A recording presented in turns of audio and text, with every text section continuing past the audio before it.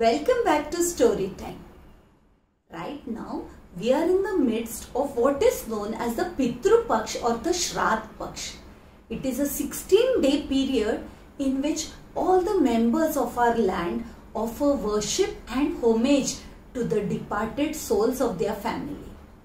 And why is this done so? This is one of our duties as told in the scriptures. What we are today is because of the countless number of sacrifices and efforts put by those elderly members of the family who may not be with us today. And yet, we ought to remember them, and for deep devotion and love in our hearts, we are supposed to do the Shraddha Karma. Even in the Ramayana, we have heard how Lord Rama and Mother Sita offered worship to the departed soul of King Dasharatha, their father. It is said that during this Pitra Paksha, the souls of ancestors come and visit us on earth. They may come in any form, either as birds or as animals.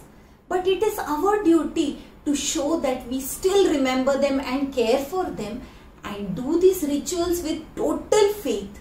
And thus this name Shraddha, which means a ritual done with Shraddha or faith.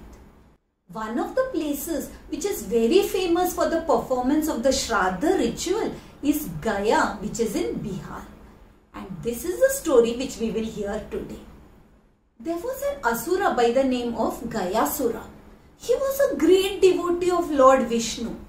As we know, whenever these Asuras are in need of some power or some boon, they resort to great penance or tapasya. And thus it was that Gayasura started performing severe austerities, so much so that the entire earth and the surroundings became heated up and people started gasping for breath. Soon Lord Vishnu was pleased and he appeared before Gayasura and asked him what he desired. And all that Gayasura wanted was that whoever would see him or touch him would be granted instant moksha. Moksha means freedom, liberation, and they would immediately reach Vishnaloka. They would not even have to go to Yamaloka or hell in case they had done evil deeds during their lifetime. And so it was that very soon people would continue doing all sorts of sins and adharma and yet would come, witness Gayasura and immediately reach Vishnaloka. And Yamaraj started noticing the dwindling crowds entering Yamaloka. He realized that everyone was making a beeline towards Vishnaloka by the simple method of just looking at Gayasura or touching Gayasura. All the devatas also started getting worried because this was against the rules of dharma. People who had actually done evil deeds were not being made to pay for their sins.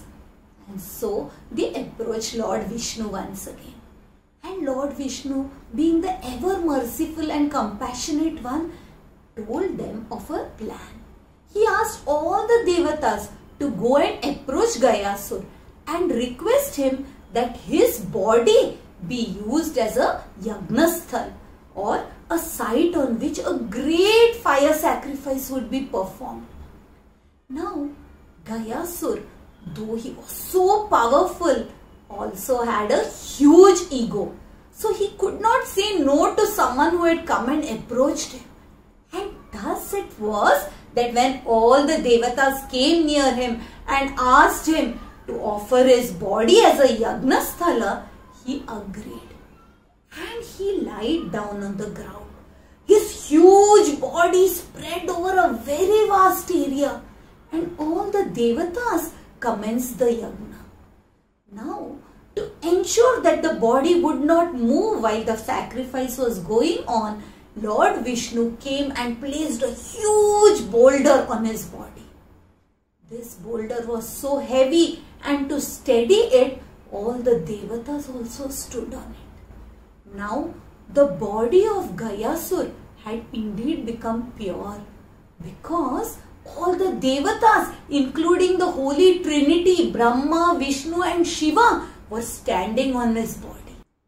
As the sacrifice continued, Lord Vishnu realized that Gayasur would now have to be sent to a place where he could no longer be easily viewed by people, or he could not be so easily accessible that people would just look at him and reach Vishnu Loka. And so Lord Vishnu very compassionately pressed his foot on the chest of Gayasur. He pressed harder and harder till Gayasur descended into the lower realms. He descended into a place where he was no longer visible to the eye. Yet from the depths below, there was a voice which called out to the Lord. This was because by now Gayasur was totally ravished by the pangs of hunger.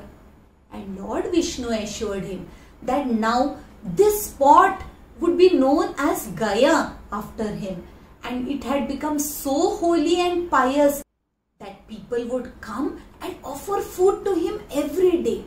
He would never have to go hungry. And thus it is that every day of the year people come to the banks of the Falgu river in the holy place of Gaya and offer Brahmana Bhojana, or they offer food to the various Brahmins in memory of their ancestors. This is how Gaya is considered to be the most holy place to offer Shraddha, because Gayasur also took a boon from Lord Vishnu that whoever offers Shraddha here, whoever offers food at this spot, the souls of those ancestors in memory of whom the food was offered will straightaway reach heaven. Thus, to aid in the onward journey of our ancestors, so that they get a beautiful body in the future births, so that they never go hungry or thirsty during their journey. With total faith and dedication, it is our duty to offer this Shraddha Karma to all the departed souls in our family. So, during this 16-day period of Shraddha Paksh or Pitru Paksh, let us all offer our gratitude to all those venerable elders in our family who are no longer with us. It is our duty, and let us do it with total faith. I will be back with another story about this ritual next Thursday. Until we meet again, Hari Om.